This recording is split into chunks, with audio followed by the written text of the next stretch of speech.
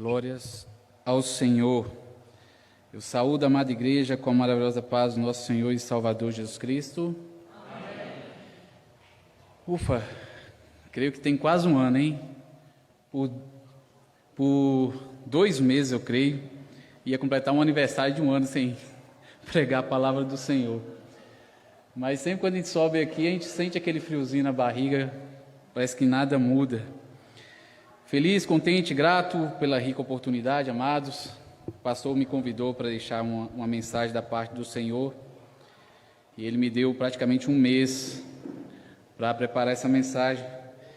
Deus plantou a semente logo naquele dia, pastor, mas a correria, né, dia a dia você sabe como é que é, né? Depois das eleições, o que surgiu de visitas naquele monitoramento, misericórdia, né? Toma cuidado aí, viu, gente? Porque o bichinho está multiplicando. Mas Deus tem protegido e tem abençoado essa cidade, porque as pessoas que têm contraído essa doença que está aí, poucas têm necessitado ir para o hospital, né? O que é muito bom. Creio que Deus tem ouvido as orações dos santos e tem abençoado essa cidade, porque em outros lugares aí tem pessoas morrendo, né? E Deus tem abençoado a gente. Amados, eu vou abrir com uma breve oração, quanto mais oração melhor, e aí eu vou passar um pequeno vídeo para introduzir a reflexão dessa noite, tá? Oremos.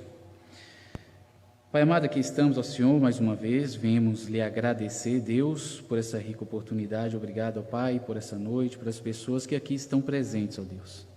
Rogamos, ó Pai, por cada um de forma individual, que o Senhor venha preparar o coração, Senhor, venha adubar este coração, Pai, para que a Tua semente, a Tua palavra sagrada, ó Deus, venha cair em solo fértil, e que haja, Senhor, convencimento de pecado nesta noite, ó Deus, que haja arrependimento sincero, ó Pai, e entrega completa e total ao senhorio de Cristo Jesus. Venha assim, Senhor, abençoar-me a mim, Deus. Tende misericórdia da carne, do pó, do caco, Senhor. Necessito, ó Senhor, da Tua unção, da Tua presença, do Teu discernimento, da Tua sabedoria, Pai. Usa, meu Senhor, como canal de bênção para que a Tua igreja venha ser abençoada e vidas venham ser resgatadas, ó Pai.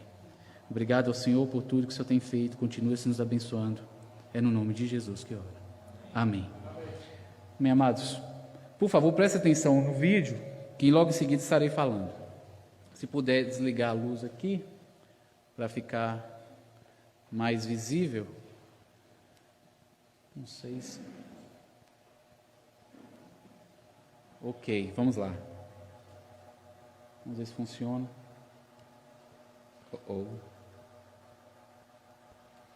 Calma, eu não liguei.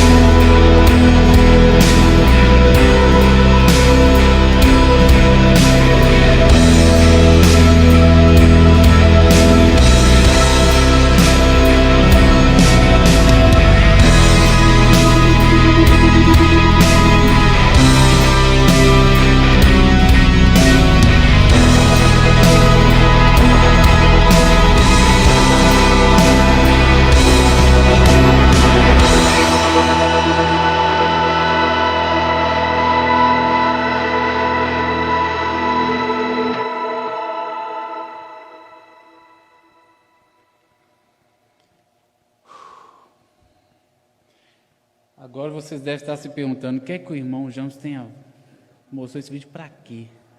O que é que isso tem a ver com a mensagem de hoje? O que é que tem isso a ver? Eu gostaria de levá-los a refletir um pouco, amados. Imagine que de repente todos os grandes canais de notícias anunciassem a seguinte manchete: a extinção da humanidade. NASA acaba de divulgar que dentro de alguns meses um grande meteoro se chocará com a Terra. A probabilidade de os cálculos estarem errados é nula. Se o fim para a vida na Terra estivesse tão próximo e fosse certo, qual seria a sua prioridade? Se você soubesse que morreria dentro de alguns meses, quais seriam os seus projetos amanhã? Você estaria no dia a dia correndo atrás do que mesmo? No que realmente você dedicaria o seu tempo?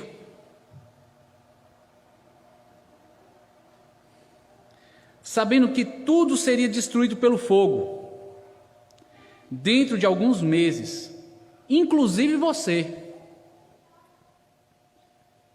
o que realmente seria importante? Alguns de vocês podem estar pensando que isso é uma perda de tempo, pensar nisso. Isso nunca vai acontecer. Então, por que gastar tempo se preocupando com isso à toa?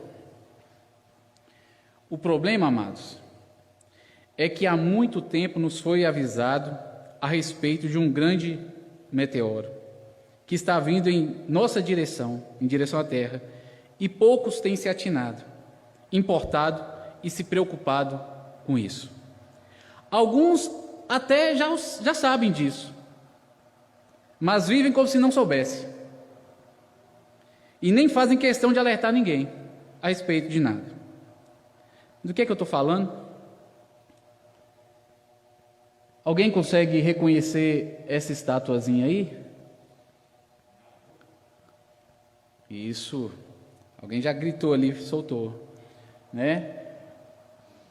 Essa é a maior profecia que Deus concedeu a alguém em termos de extensão de tempo, e foi entregue não a um servo dele, mas uma pessoa que era ímpia. Você está passando lá, Cleonésio? Está pegando lá? E o que é que quer dizer essa estátua aí? Lá no capítulo 2 de Daniel, se vocês se recordam, o rei Nabucodonosor, uma certa feita, uma certa noite, teve um sonho. E ao acordar, ele percebeu que ele não se lembrava do sonho. E o que é que ele fez? Chamou os magos, chamou os místicos ali, os astrólogos, os sábios do reino dele, né, que compunha a corte dele, e falou assim: olha, eu tive um sonho e eu quero a interpretação desse sonho. E os sábios falaram: tudo bem, me fale o sonho, que eu vou te dar a interpretação. E ele falou assim: mas o sonho eu não me lembro. E se você não me der o sonho, que eu não me lembro, e não me der a interpretação deles, eu vou mandar matar todo mundo. Porque vocês não disseram que vocês são sábios, que você sabe tudo? Porque eu estou vendo que você está tentando ganhar tempo. Então, se vocês não me der o sonho, que eu não consigo lembrar, e a interpretação deles, eu vou mandar matar todos os sábios da Babilônia. E os sábios ficaram desesperados. Rei nenhum nunca pediu isso. Somente os deuses podem saber qual é o seu sonho. E nisso, Nabucodonosor emitiu um decreto onde todos os sábios deveriam ser mortos. Mas dentre os sábios havia um servo de Deus, Daniel. O chefe lá dos escravos foram lá buscar Daniel, dentre os sábios, para poder matar. E ele perguntou: o que é que está acontecendo? Aí o chefe contou para ele. Ele falou: me introduza perante o rei, para que eu possa pedir um tempo e buscar do meu Deus a revelação desse mistério. E assim o chefe permitiu, e o rei concedeu algum tempo a Daniel. A gente sabe da história, sabe que ele pediu para Sedraque, Mesaque e Abidnego todos orarem ali, buscarem a Deus, e Deus revelou não somente o sonho, como a interpretação do sonho. E assim Daniel foi até o rei e passou o sonho e sua interpretação. E no sonho, o rei via uma grande estátua terrível, gigantesca, onde a cabeça era de ouro, os peitos e os braços eram de prata, a cintura era de bronze, as pernas eram de ferro e os pés eram mistura de ferro com barro. E Daniel via, ou o rei via, no sonho, que uma pedra era removida sem mãos e lançada no pé dessa estátua. E toda a estátua era destruída e se tornava em pó, e um vento soprava e esse pó desaparecia. E a pedra que destruiu a estátua, de repente ela começa a crescer, se torna uma montanha e toma o lugar de tudo. Esse era o sonho. E qual era a interpretação do sonho? Daniel fala com o rei: tu, ó rei, é a cabeça de ouro. Mas Deus te mostrou o que há de vir depois disso. Virá um reino menor que o seu, que é o de prata. Depois dele, outro reino, que é o de bronze. Depois dele, outro reino, que é forte como o ferro, e pisará e destruirá. E em seguida esse reino se dividirá, e nunca mais será um reino unido novamente. Não haverá nunca mais um império. Será dividido, e em seguida, aquela pedra que você viu, ele explica o que é. Mas nos dias desses reis, deixa eu olhar aqui que fica mais fácil para eu poder falar com vocês.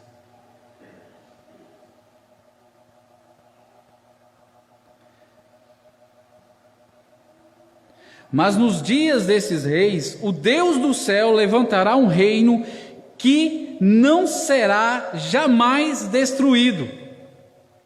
Não será jamais destruído. E esse reino não passará a outro povo. Esmiuçará e consumirá todos esses reinos, mas ele mesmo subsistirá para sempre. Que reino é esse, gente? Que reino é esse que virá e vai subsistir por toda a eternidade? É o reino de quem? O reino do nosso Senhor e Salvador Jesus Cristo. De maneira que viste que do monte foi cortada uma pedra, sem auxílio de mãos, e ela esmiuçou o ferro, o bronze, o barro, a prata e o ouro.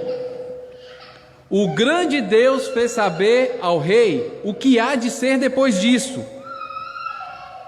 Certo é o sonho e fiel a sua interpretação. Quem foi que fez saber o rei a respeito do fim?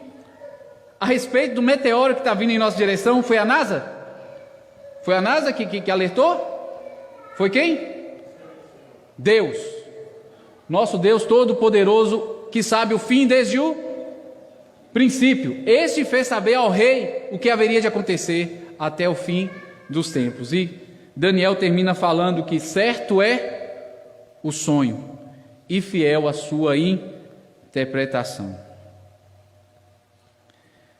Sabendo disso, amados, de que tem uma pedra vindo em nossa direção, e essa pedra faz referência à segunda vinda de Jesus Cristo, vamos refletir numa passagem que está lá em 2 Pedro, capítulo 3, no seu verso de 1 a 14. Podem abrir aí suas Bíblias, por favor.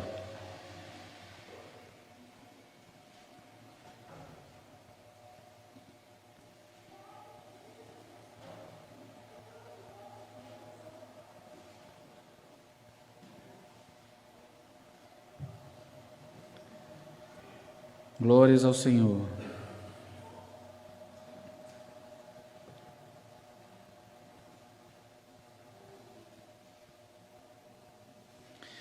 Segunda Pedro,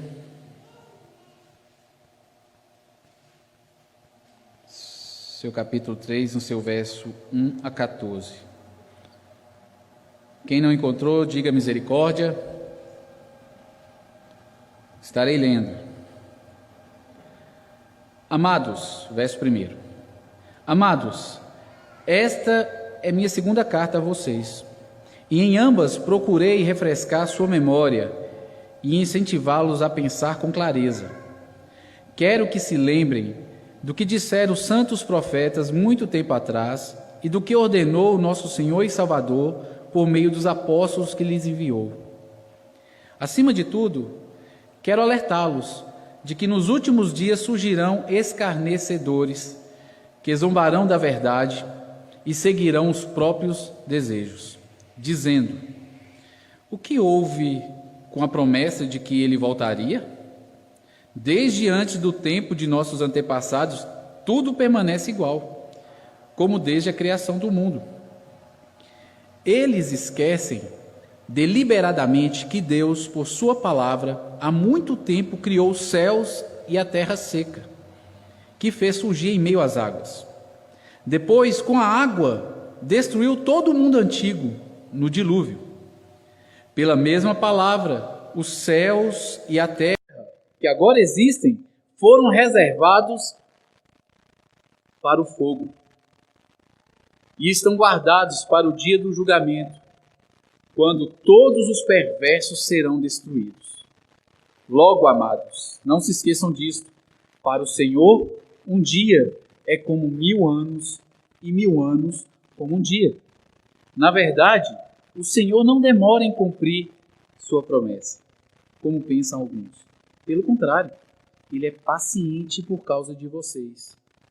Não deseja que ninguém seja destruído, mas que todos se arrependam. Contudo, o dia do Senhor virá como um ladrão. Os céus desaparecerão com terrível estrondo, e até os elementos serão consumidos pelo fogo. E a terra e tudo que nela há serão expostos. Visto, portanto, que tudo ao redor será destruído, a vida de vocês deve ser caracterizada por santidade e devoção, esperando o dia de Deus e já antecipando sua vinda. Nesse dia, Ele incendiará os céus e os elementos se derreterão nas chamas. Nós, porém, aguardamos com grande expectativa os novos céus e a nova terra que Ele prometeu, um mundo pleno de justiça. Portanto, amados, enquanto esperam que essas coisas aconteçam, esforcem-se para levar uma vida pacífica, pura e sem culpa aos olhos de Deus. Amém. Voltando, amados, para o versículo 1 e 2, Pedro escreve assim: amados, esta é a minha segunda carta a vocês, e em ambas procurei refrescar sua memória e incentivá-los a pensar com clareza. Esta era a segunda carta que Pedro escrevia à Igreja de Cristo.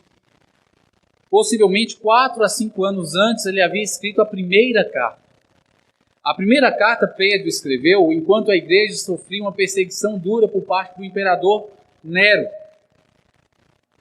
E aí ele veio exortar a igreja a perseverar, buscar a intimidade, a comunhão com Deus, a santidade, o bom testemunho, para que assim, quando eles fossem acusados de alguma coisa, como estavam sendo acusados, as pessoas que os acusassem se envergonhassem por causa do bom testemunho que eles estavam dando. E aí ele exorta na primeira carta exorta a nós os nossos deveres diante de Deus. Que nós deveríamos ser submissos e obedientes, primeiramente, a Deus. Segundo, às autoridades constituídas por Deus.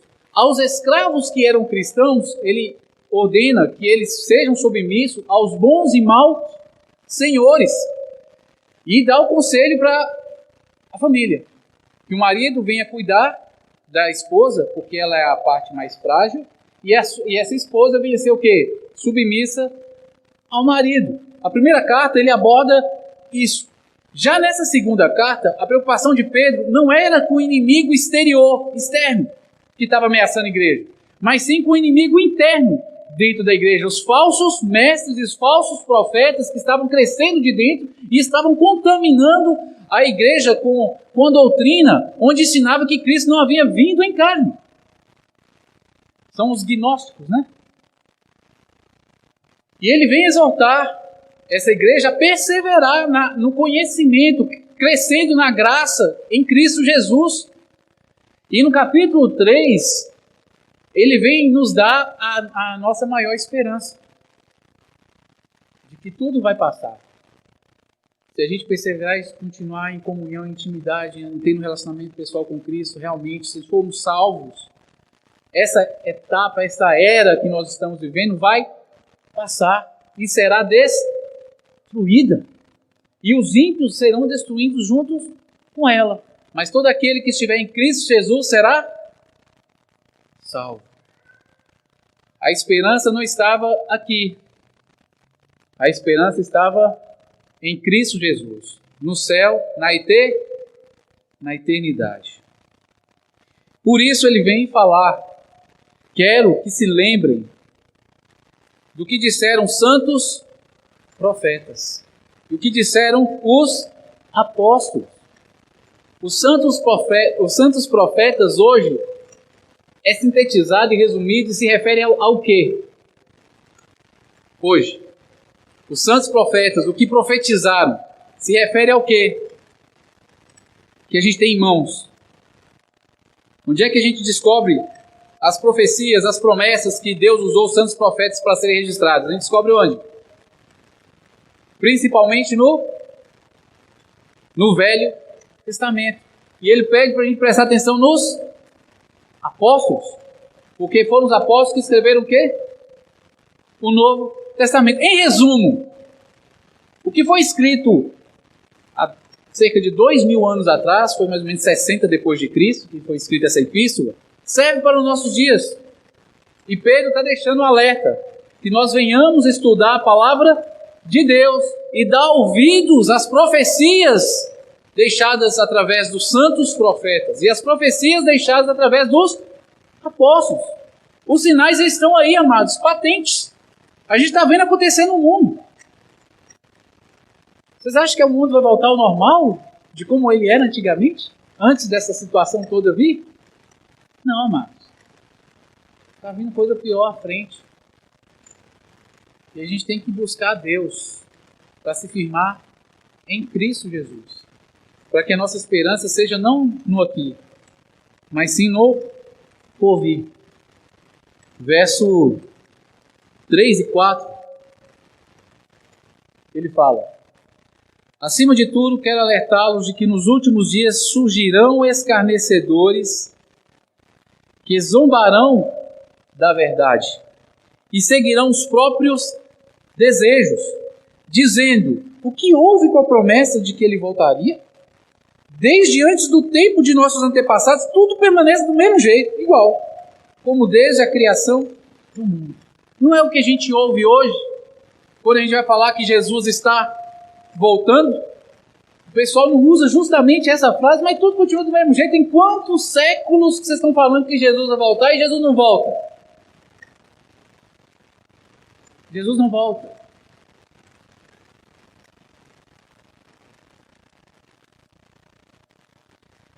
Verso 5, Pedro escreve: eles esquecem deliberadamente que Deus, por sua palavra, há muito tempo, criou os céus e a terra seca que fez surgir em meio às águas.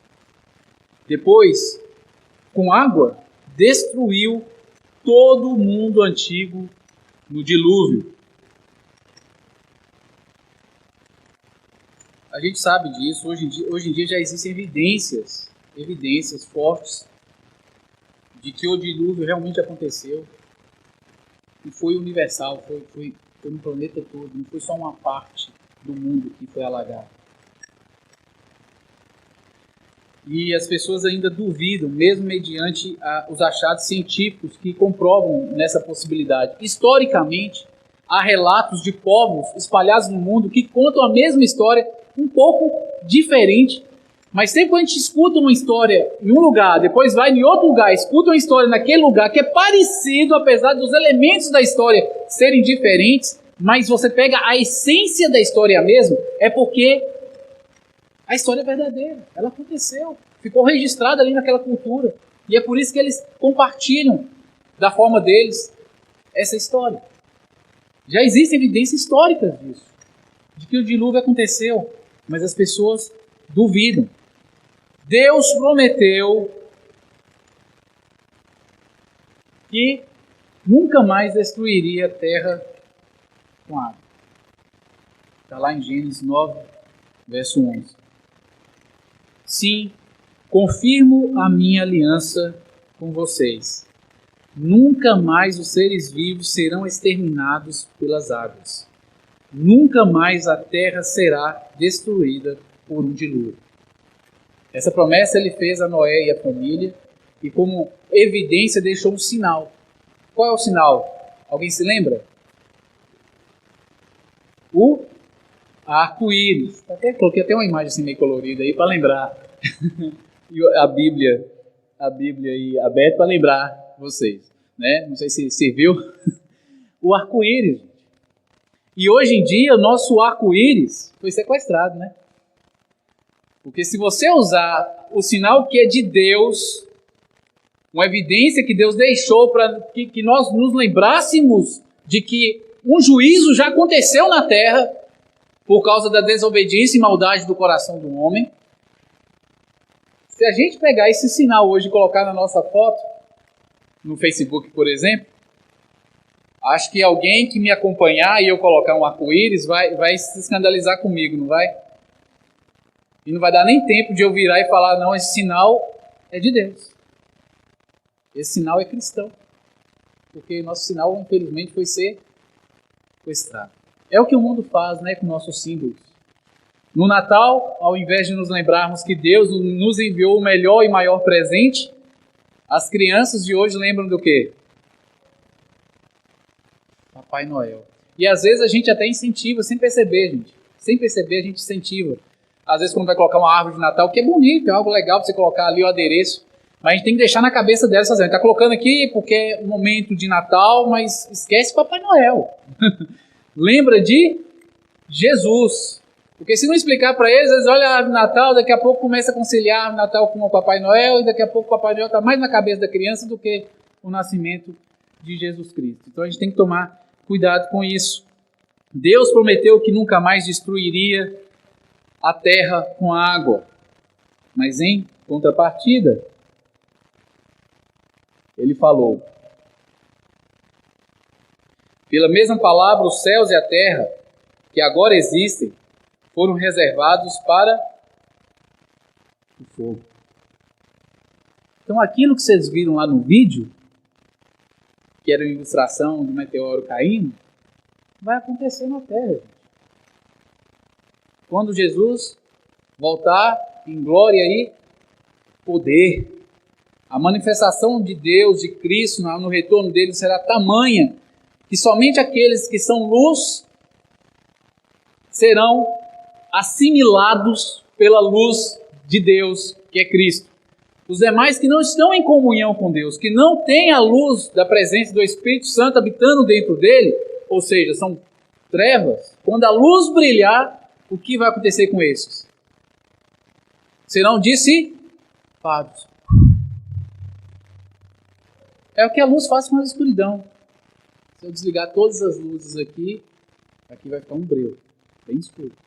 Mas se eu ligar uma única luzinha aqui, essa escuridão tende a desaparecer. Assim será a vinda de Cristo. Quando a glória dele brilhar, os que estão em Cristo subirão, assim como os mortos ressuscitarão a encontrar com o Senhor na glória.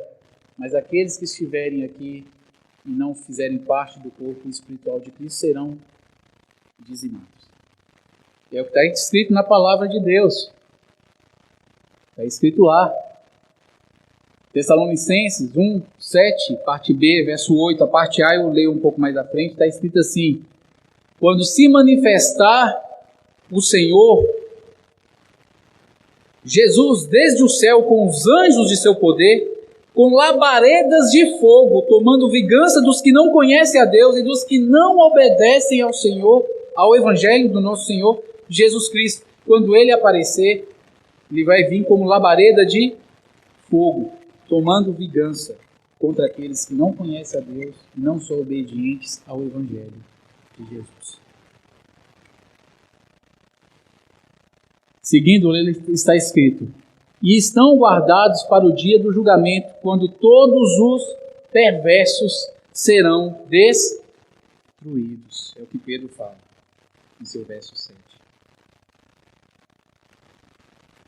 Lá em Malaquias, capítulo 1, em seu verso 1 e verso 3, depois eu leio o verso 2, está escrito assim: porque eis que aquele dia vem, ardendo como fornalha, todos os soberbos e todos os que cometem impiedade serão como a palha, e o dia que está para vir os abrasará, diz o Senhor dos Exércitos, de sorte que lhes não deixará nem raiz, nem ramo. E pisareis os ímpios, porque se farão cinza debaixo das plantas dos vossos pés. Naquele dia que estou preparando, diz o Senhor dos Exércitos. Infelizmente, quem não estiver em Cristo Jesus, não sou eu que estou dizendo, é a palavra. Tem um meteoro vindo. Eu não sei o tempo, mas Jesus deixou sinais e mandou a gente prestar atenção. E falou que a gente perceberia os princípios das... E elas já começaram, gente. Os princípios das dores fazem referência ao quê? Aos princípios das dores de quem? De onde é que Jesus tirou essa figura de linguagem? Ele estava fazendo referência a quem? Quem é que sente primeiras dores? Princípio de dores. A grávida quando vai ganhar o neném. E aí ele fala que os sinais da vinda dele será como os princípios das dores. As dores começam de forma lenta e gradualmente ela vai o quê? Aumentando em frequência e intensidade. A tal ponto que chega um momento que a criança é expelida através das contrações ali, expelida do corpo. Se a gente presta atenção, a gente está vendo uma frequência aumentando de sinais a respeito do retorno de Cristo. As pestes, os rumores de guerras e tudo, a gente está vendo que isso está aumentando. Os terremotos, os sinais estão acontecendo na natureza. A intensidade deles tem sido maior. Vocês têm visto como é que a chuva, como é que o vento, como é que as coisas estão acontecendo aí no Brasil e no mundo. As pestes, a gente está vendo aí esses gafanhotos aí, invadindo aí nações aí e destruindo colheitas e tudo que é lugar. São sinais do tempo do fim.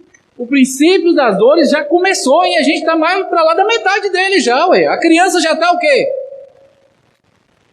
Nascendo. Então, quem é que está voltando? Quem está voltando?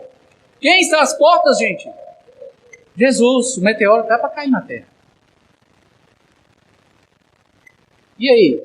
Como é que estão seus projetos no dia a dia? Está fazendo projeto para 50 anos aí? 50 anos. Para negar 50 anos aqui e tal. O que é que você está valorizando no dia de hoje, de amanhã? Onde é que está seu foco? Seus projetos?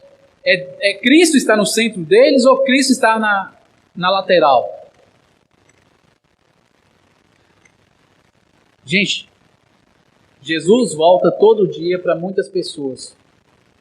Bastam elas morrer. Quando a pessoa morre, se ela está em Cristo, Jesus já voltou para ela. Mas se essa pessoa morre sem Cristo, ela está diante do julgamento final. Sendo julgada para ser lançada onde? No lago de fogo. E quem é que sabe que o meteoro está caindo na Terra? Quem é que sabe? Nós, cristãos, sabemos. Jesus está às portas. Nós sabemos que Jesus está voltando. Você está avisando isso aí para o seu vizinho? Para o seu colega de trabalho? Seu colega de sala? Seu patrão? Sua patroa? Seu cônjuge? Jesus está voltando. Logo, amados, não se esqueçam disso. Para o Senhor, um dia é como 1000 anos. E 1000 anos como um dia. Deus não está sujeito ao tempo. Deus transcende o tempo. Deus transcende a criação. Deus tanto está aqui quanto está além e ultrapassa todo o universo. É por isso que Deus vê o fim desde o princípio, porque tudo que foi criado, tudo que existiu no tempo, Deus olha de fora. Deus olha de fora como se ele estivesse olhando assim, ó. Tá vendo essa bolinha de gude? Ela é como se fosse todo o tempo, toda a história, todo o universo, e Deus pega de fora, como se eu fosse Deus. Ele é muito maior do que isso. Eu só estou fazendo uma ilustração para que vocês possam entender. Ele pega assim, olha e vê tudo. Vê tudo. Não há segredos. Não há segredos. Então, amados, ele não está atrasado, não. Pedro escreve. Na verdade, o Senhor não demora em cumprir sua promessa, como pensam alguns. Pelo contrário, Ele é paciente por causa de vocês. Não deseja que ninguém seja destruído, mas que todos se arrependam. Louvado seja o Senhor.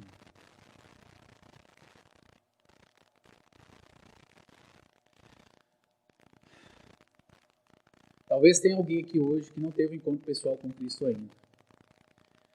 Jesus não voltou por sua causa. Ele está te dando tempo para que você possa avaliar, se examinar, reconhecer que está afastado da presença do Senhor. Se entregar total e completamente ao senhorio de Cristo. É como se Deus estivesse prolongando o tempo, dando tempo, para que a gente pudesse alcançar os nossos familiares que a gente ainda não alcançou. Falar com os nossos amigos que a gente ainda não falou. Falar com os vizinhos. Convidar para ir no nosso pequeno grupo. Criar oportunidade para alertá-los a respeito do meteoro. Está vindo. E vai se chocar. Está escrito. Eu falei que ia esperar. Eu ia falar para vocês depois. Lá em Malaquias 4:2 está escrito assim: mas para vós, os que temeis o meu nome, nascerá o sol da justiça, e cura trará nas suas asas, e saireis e saltareis como bezerros da estrebaria. Aquele sol que há de brilhar quando Jesus aparecer no céu, para a gente vai ser o sol da justiça. Jesus voltou, louvado seja o Senhor, glórias a Deus. Acabou o sofrimento, a labuta. Todos nós seremos redimidos num piscar de olhos. Nossos corpos serão transformados. Aquilo que é mortal se revestirá de imortalidade. Aquilo que é corruptível se revestirá de incorruptibilidade. Assim como nós vemos Jesus, nós seremos como Ele. Louvado seja Deus. Mas aqueles que não estiverem em Cristo serão dizimados. Não vai ser alegre para eles. não será alegre. Lá em 2 Tessalonicenses, na primeira parte A que eu falei que eu ia ler depois, está escrito: e vós que sois atribulados, descanso. Quando Jesus vier, nós que passamos perrengue nessa vida, sofremos perseguição e tudo mais, descansaremos no paraíso, na nova Jerusalém. Glórias a Deus. Pedro nos alerta: contudo o dia do Senhor virá como ladrão, os céus desaparecerão com um terrível estrondo, e até os elementos serão consumidos pelo fogo, e a terra e tudo o que nela há serão expostos. Visto, portanto, que tudo ao redor será destruído, a vida de vocês deve ser caracterizada pelo quê, gente? Santidade e devoção. O que é santidade? A gente já falou sobre isso aqui muitas vezes. Ser santo não é ser perfeito. Nenhum de nós o seremos, até que Cristo venha e nos redima, e nos transforme, e nos glorifique. Todos nós carregamos o pecado no corpo e temos uma luta constante, diária, contra esse pecado. Aqueles que se submeteram a Cristo, aqueles que entregaram sua vida a Cristo, aqueles que receberam o poder, a presença do Espírito Santo, se tornaram o templo desse Espírito Santo, Deus concede toda a capacidade para dizer não ao pecado. Paulo escreve: andeis em espírito e não cumprireis as concupiscências da carne. O segredo é andar em obediência a Deus, em conformidade com a sua palavra. Sempre quando a gente vai fazer a vontade de Deus, o Espírito Santo está ali para nos capacitar a fazê-lo. Mas nós temos que nos dispor, porque Deus não carrega no colo. Há de nós, até a intenção vem de Deus. A Bíblia fala que o querer e o efetuar provém de Deus. O querer, o desejar, o efetuar, a força para fazer provém de Deus. Mas quem é que vai dar os passinhos mesmo naquela direção? É cada um de nós, isoladamente. O Espírito Santo está aqui para ajudar aquele que quiser. A Bíblia fala que sem santificação ninguém verá a Deus. Então fala assim: eu sou crente, eu amo Deus, eu tenho Deus na minha vida, mas vive na prática rotineira, constante do pecado, sem ter um pingo de vergonha, um pingo de tristeza. A evidência é de que nunca houve o quê? Um encontro real e verdadeiro. Se arrependa quem estiver vivendo dessa forma. Mas não há ninguém perfeito. Quedas acontecem. Perfeição só quando Jesus vier e nos revestir de incorruptibilidade. Até então nós teremos uma luta constante, carne versus espírito.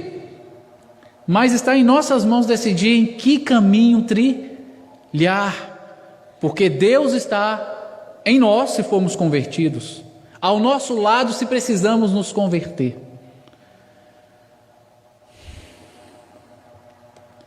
Então, se tudo vai ser destruído, que tipo de vida a gente tem que levar? Aí o conselho é buscar a santificação e a devoção. Cada um de nós tem um ministério. Fiquei surpreso ontem, feliz ao mesmo tempo, quando eu vi que foi preenchida praticamente todos os cargos da igreja, em todas as funções. Eu assim, glórias ao Senhor Jesus. Porque o ano passado eu fiquei preocupado. Porque cada um de nós tem um ministério aqui a executar, a desempenhar, a fazer. Se fica faltando alguma coisa naquela folha é porque alguém não está fazendo. Mas essa pessoa está dentro daqui, está aqui dentro. Deus trouxe essa pessoa, colocou ela aqui dentro. Só que ela está o quê? Enterrando o talento, Cuidado, cuidado. O que acontece lá na parábola com aquele que enterra o talento? É lançado nas trevas exteriores, onde há choro e ranger de dente. Toda vez que a Bíblia fala choro e ranger de dente, essa pessoa está sendo lançada onde? No inferno. Então, se a pessoa esconde o talento, será se realmente ela é convertida? Porque se ela é convertida, ela está ligada ao corpo. E quem que habita nela? O Espírito Santo. E ele convence essa pessoa do pecado, da justiça, do juízo. O próprio Espírito Santo a conscientiza de que ela tem que exercer a função para a qual ela foi chamada. Mas se a pessoa constantemente enterra o talento e não se importa com isso, com o tempo vai crescendo a evidência de quê? De que na realidade nunca houve uma conversão verdadeira. Como é que o Espírito Santo não governa essa vida? Estão entendendo? Então cada um tem que se examinar nesse contexto, porque Deus não chamou ninguém para ficar sentado no banco. Cada um de nós temos um ministério a ser realizado, e se eu não estou fazendo, tem alguma coisa errada comigo. Esperando, aí ele fala, a vida de vocês deve ser caracterizada por santidade e devoção, que é dedicação, busca, entrega, realizar o propósito, o projeto de Deus, esperando o dia de Deus e já antecipando a sua vinda, fazendo de tudo para que Jesus volte logo. Nesse dia, que é o dia que Jesus aparecer, lá fala, ele incendiará os céus e os elementos se derreterão nas chamas. Então aquele videozinho lá que parece um vídeo ilustrativo, é o que vai acontecer quando Jesus brilhar em glória aqui no céu perante a gente. Os que estiverem em Cristo serão arrebatados, aqueles que não. Eu não quero entrar aqui no contexto de arrebatamento secreto e tal, só estou me atendo literalmente no que está escrito na palavra aqui. Não vou querer entrar numa questão teológica aqui que ia até mudar o foco da pregação. Nós, porém, aguardamos com grande expectativa os novos céus e a nova terra que ele prometeu, um mundo pleno de justiça.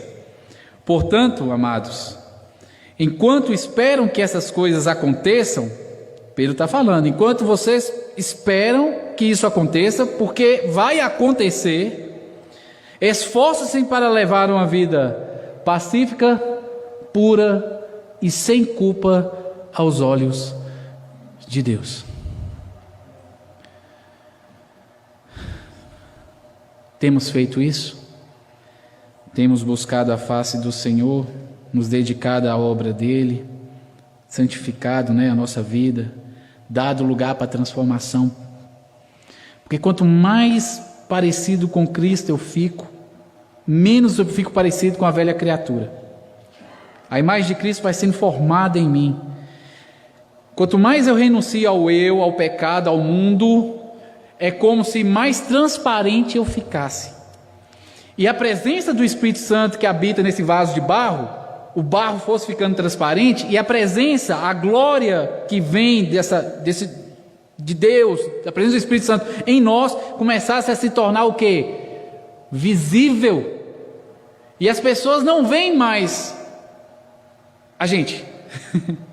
As pessoas veem Cristo em nós. E isso, às vezes, a gente consegue perceber no nosso dia a dia. Quando às vezes você está no ambiente de trabalho e de repente você está ali e alguém fala, não fala isso não, porque ciclano está aqui. E aquilo que a pessoa ia falar era algo pornográfico, ou era algo errado. E a pessoa fica com vergonha de falar aquilo por causa da pessoa que está ali. Mas você olha assim, gente, eu sou alguma coisa? Não. Você é alguma coisa? Não, você é pó, cinza, barro, pecador tanto quanto qualquer outro que estiver aí na rua. Qual é que está sendo a diferença?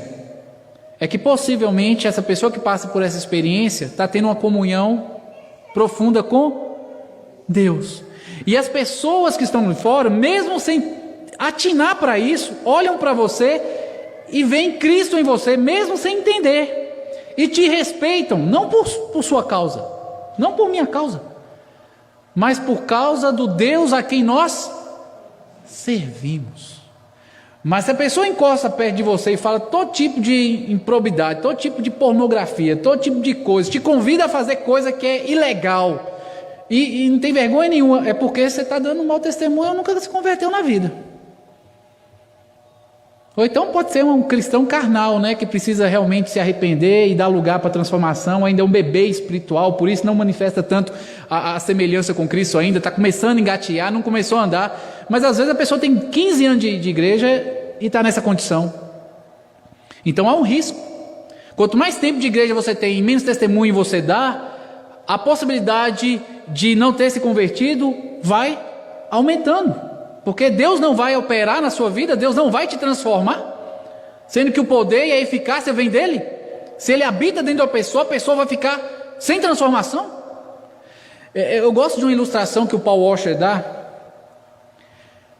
que encaixa com isso. Ele fala assim, que uma vez ele foi pregar, ou ele ilustra essa situação, e ele fala assim: uma vez eu cheguei atrasado a um congresso, e os pastores estavam preocupados, perguntando: pastor Paul, por que você chegou atrasado? Eu fui explicar para eles que eu estava dirigindo para vir, estava no horário, o pneu furou.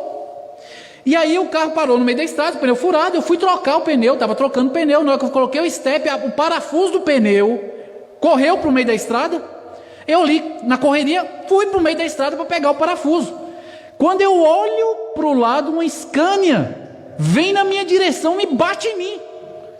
E aí é por isso que eu cheguei atrasado.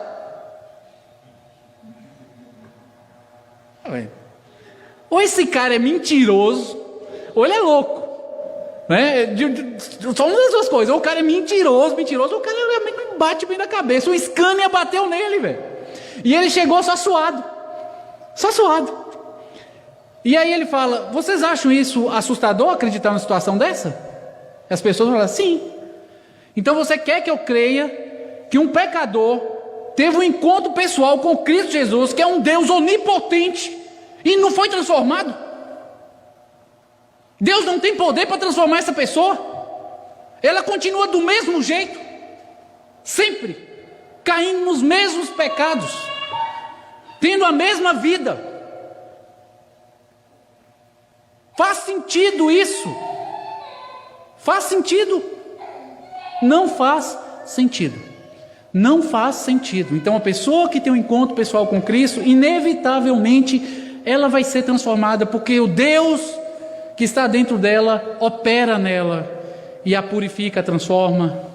O novo nascimento acontece e essa pessoa deixa de ser a velha criatura, porque a Bíblia fala que quem está em Cristo, as coisas velhas, eis que tudo.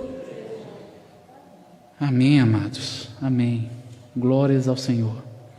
Em resumo, nós estamos vivendo aqui, amados. Daqui no Império Babilônico para o Império Medo-Persa se passaram cerca de 150 anos, 200 anos estourado. Do Medo-Persa até o Império Grego de Alexandre o Grande, a mesma média, 200 anos. Do Império Grego para o Império Romano, que foi quando Cristo nasceu e foi crucificado, o Império Romano foi cerca de quase 600 anos de existência. O Império Romano foi dividido, e até hoje ele se encontra dividido. E desde então já se passaram cerca de 1500 anos. Só falta acontecer o quê? A pedra chegar. E essa pedra que destrói a estátua é quem? Jesus. Ela está mais longe ou mais perto de acontecer depois desses 1500 anos? Eu já falei que os princípios das dores já começaram, gente.